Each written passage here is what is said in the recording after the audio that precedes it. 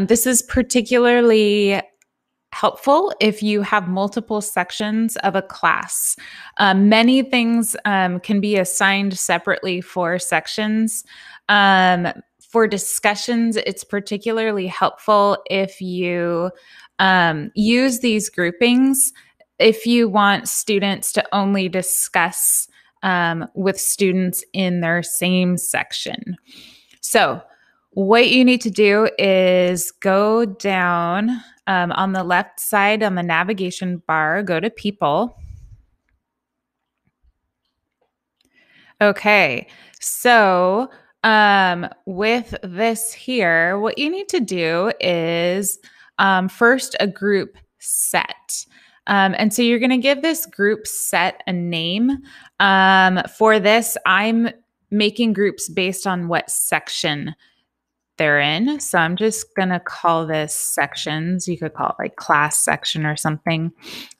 You can have it self sign up. So students actually go to the right section. That's actually a little bit easier, but you'd have to walk your students through that. I'm going to go ahead and do it manually.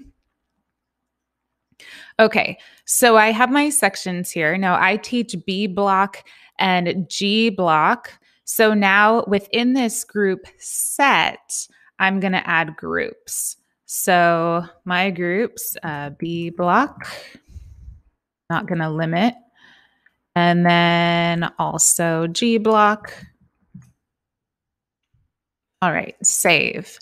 Now what I would need to do is go into Veracross or in my gradebook and figure out which students are in which sections. I'm just going to randomly sort them. I'll have to come back later and fix it.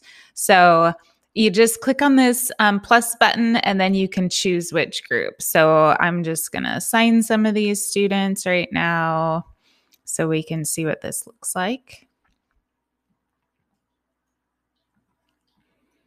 All right, so ideally I would have actually put them in the right class or right block and I would sort all of my students, but you get the idea. So now when I go to, let's say I'm going to create a new discussion.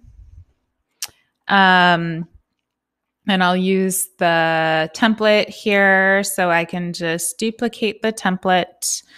And now I can edit this template. All right. I'll just call this a test discussion. All right. I'm not going to actually edit the prompter guidelines or anything. Ideally, I would. But let's take a look at the options down here because that's the important part. So I'll keep this. And the important part is this group discussion. So this is a group discussion. I'll click on this and my groups are the section groups because I can have other types of groups that I set up maybe for particular assignments if students are grouped by topic or something like that. And you can actually create the groups directly here, but I'm going to have these sections all year. Okay, and that's all I need to do, so I can push save. So now when I look at that discussion, it says it's a group discussion. Each group has their own conversation for the topic. This is what I have access to. So students in B block will only be discussing with students in B block, and I can view that discussion separately from this discussion in G block. And we'll just click on that quickly and see what it looks like. All right, and this pulls up directly this discussion that is just G block. All right, hopefully that is helpful.